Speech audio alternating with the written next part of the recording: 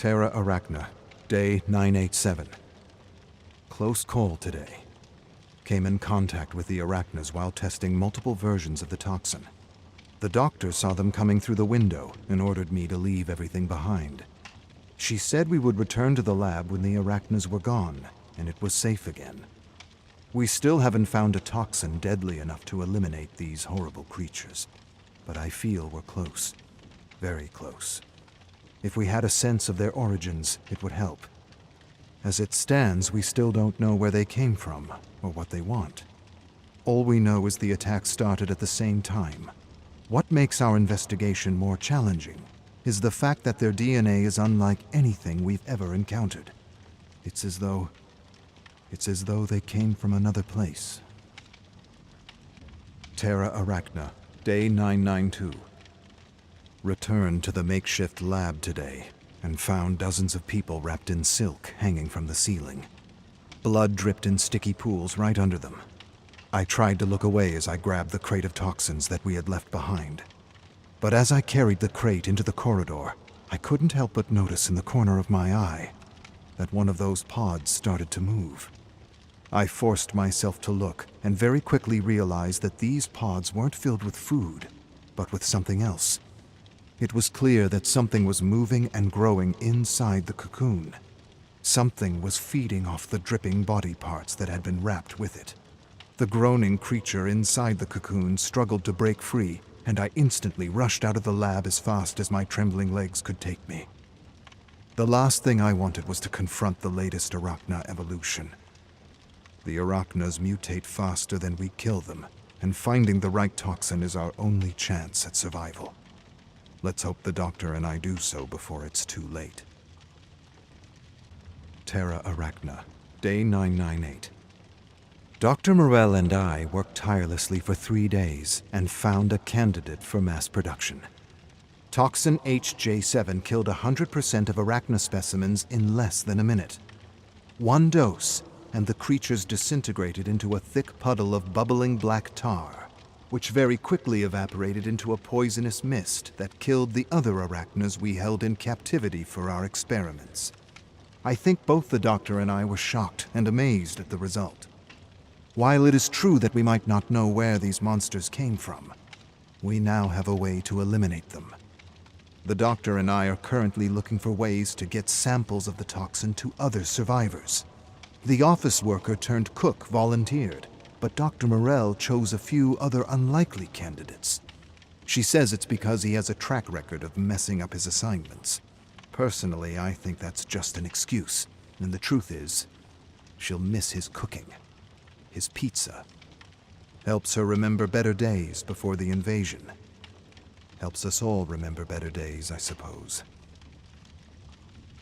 Chamber of Blood. The tale that follows. Constable Duncan J. Smith said thousands of dogs haunted him wherever he went, but no one else saw them. To get away from the dogs, he would hide in the crawl space underneath his cabin, or he would hide in the shed where he kept his snowmobile, or sometimes he would escape to the glaciers and hide in the ice caves, where he prayed for the howling and the yelping and the whimpering to stop. But the howling and the yelping and the whimpering never stopped, and no matter where he hid, the dogs always found him. The first day Duncan saw the dogs was the day he started questioning his job, or rather, it was the day he started questioning the law and what he was doing with the law.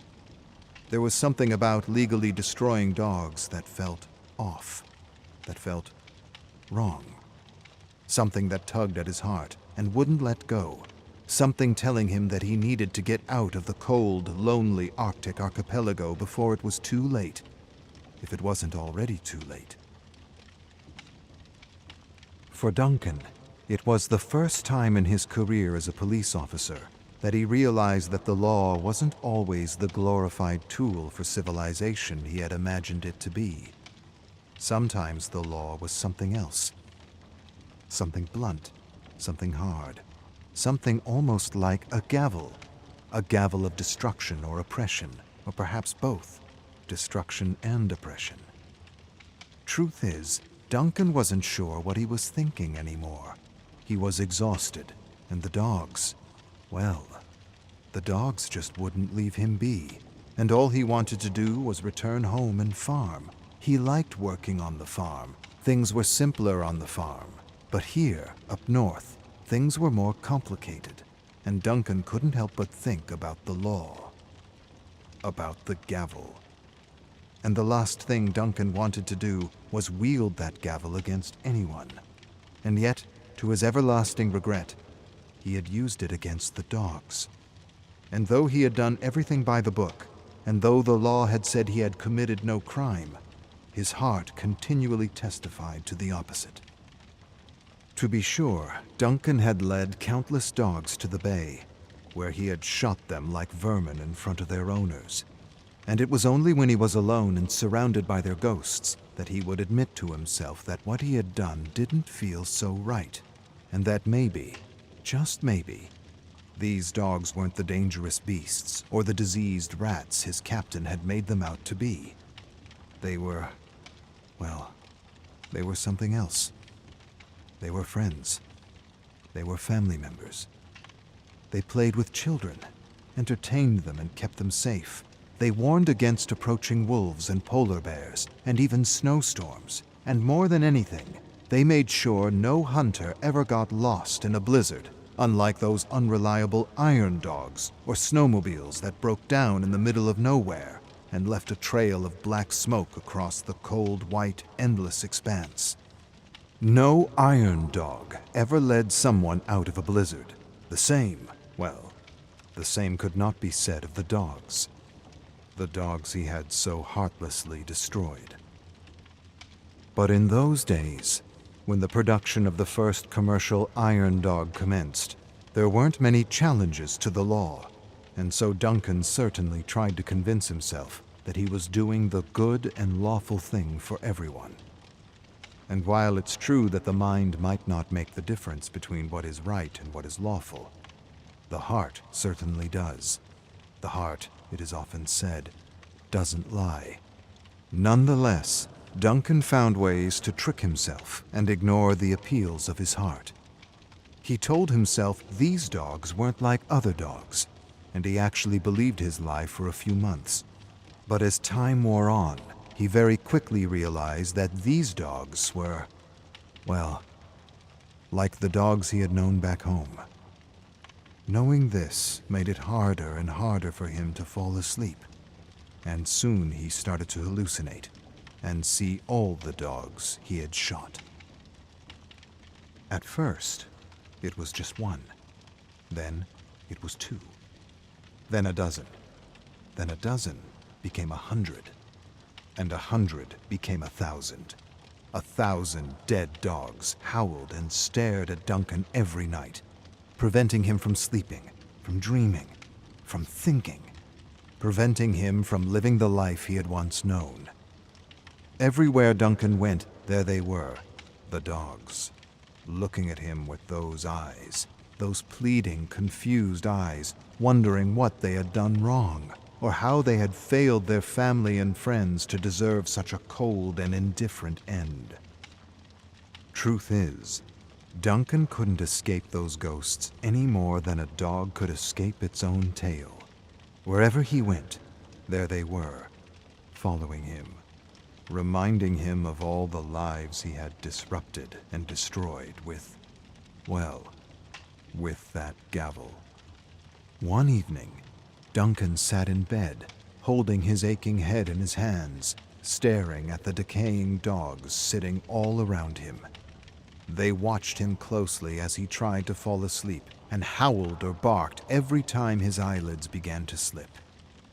Trembling with fear and exhaustion, Duncan murmured he had done nothing wrong, and that he had acted in accordance with the law, and that they should just leave him alone. But the dogs wouldn't leave him alone. They just stared at him in silence with those eyes that reminded him of his own dog. Anguished, Duncan lurched from his bed, screaming at the dogs, telling them he needed to sleep and that he wasn't going to feel guilty for doing his damn job. He outright refused to apologize or feel guilty for doing what the law required him to do, what the law said he had to do. The dogs suddenly stirred anxiously about the cabin, with their heads down and tails between their legs. Duncan's screams grew louder and louder, and one by one, the dogs whimpered and whined for their lives like they had done when they had been destroyed. Then, just like that, they vanished into thin air, as though Duncan had finally scared them away. When Duncan realized the dogs were gone, he collapsed into his bed and prayed that they should finally leave him alone.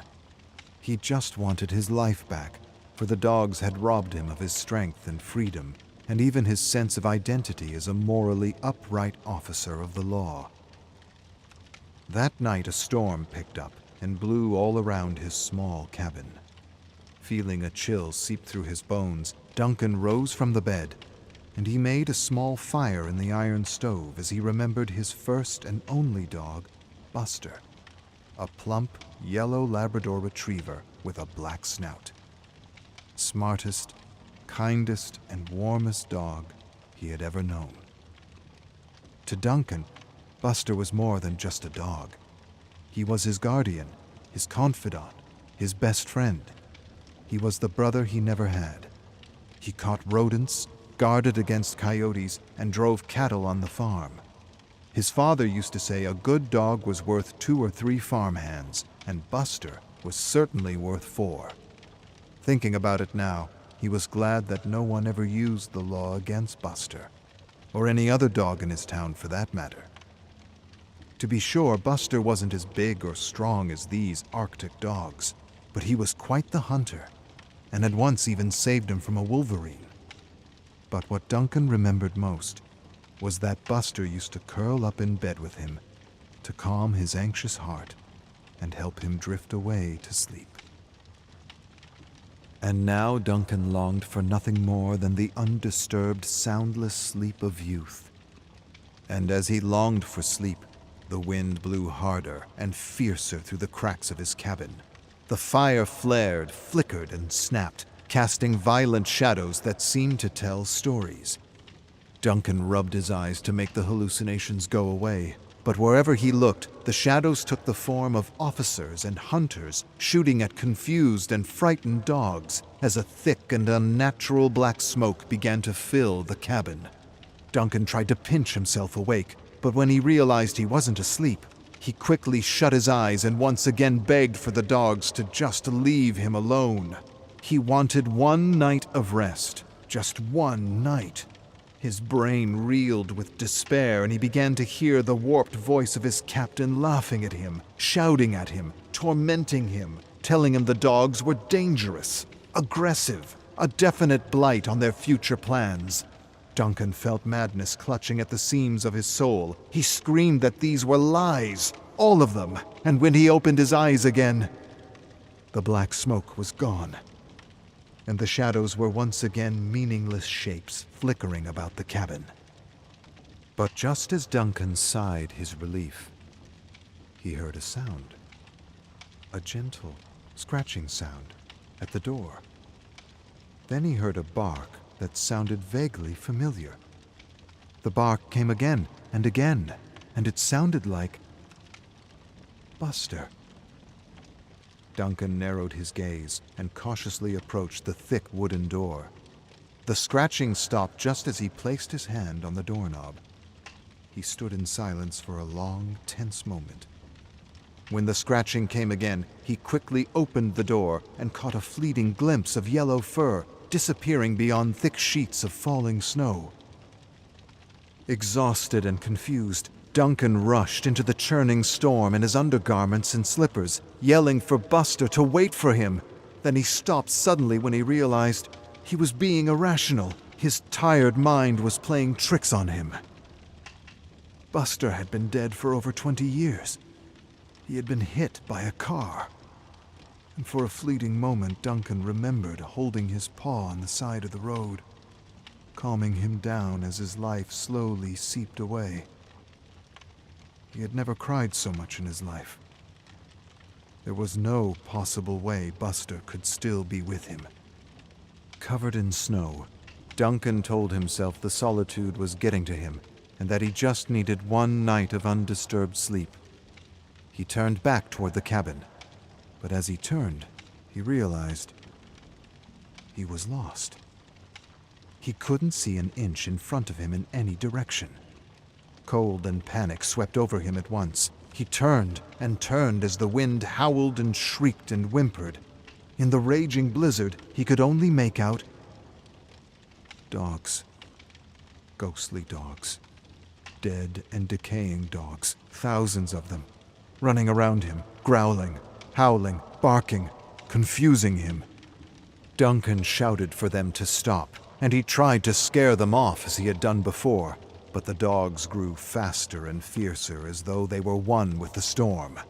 Duncan fell to his knees and felt the cold bite all over his trembling body. His face twisted in terror as each dog seemed to pounce out of the storm to take its turn chomping down on him with cold, indifferent teeth. He collapsed to his side in agony.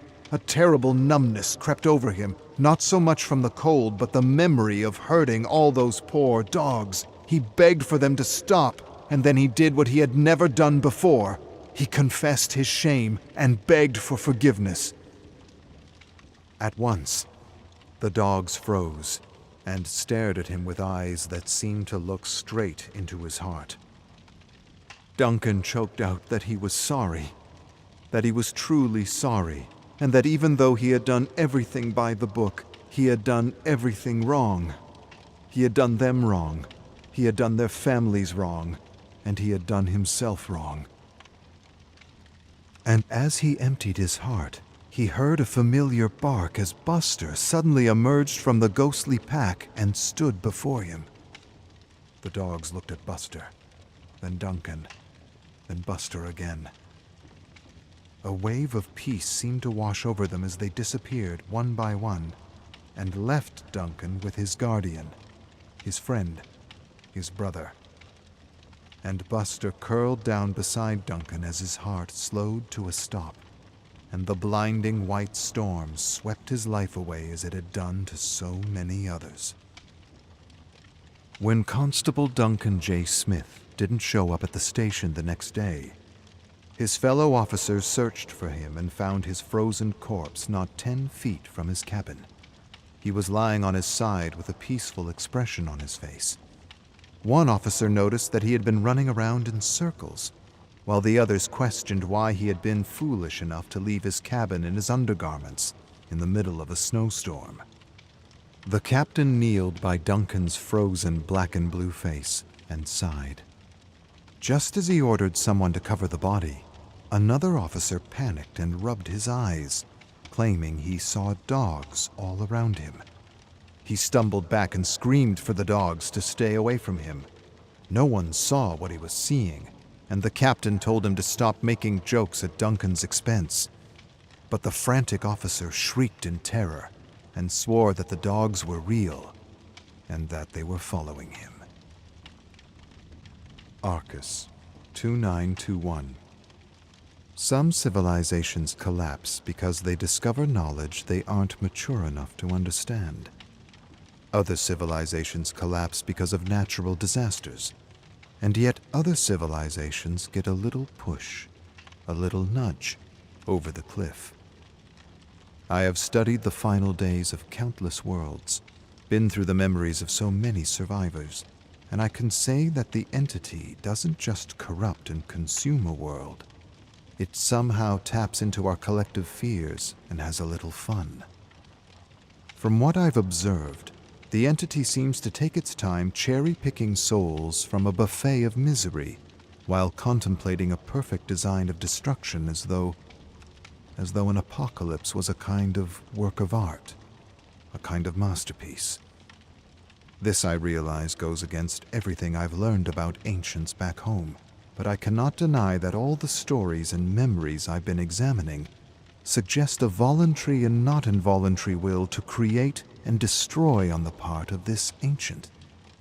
It's all speculation at this point, but the last realm that opened up in the basement allowed me to venture into Terra Arachna, where I witnessed the fall of a world to massive spider-like creatures, monsters that could have only come from the entity. Not wanting any of those monsters escaping into the tower, I quickly etched a symbol into the basement door to make the realm disappear. Then, just to be certain, I opened the door, and all that was left of the apocalypse was a small, empty room covered in dust. But as I examined the room, I thought I heard a kind of chittering sound in the corridors. I swallowed a growing lump in my throat and cautiously searched the tower to make sure nothing had escaped. I didn't find anything inside, but noises outside continued to disturb my sleep. And I'm sure I've seen things moving in the fog.